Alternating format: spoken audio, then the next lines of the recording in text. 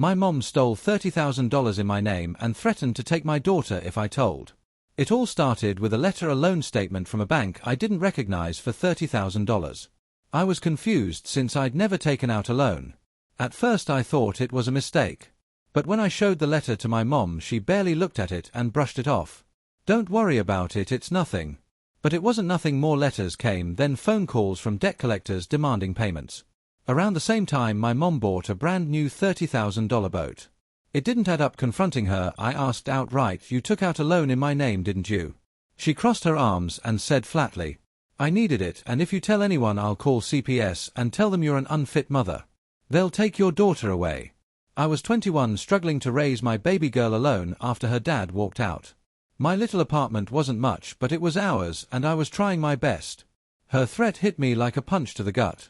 But I couldn't let her get away with it. I hired the best lawyer I could afford.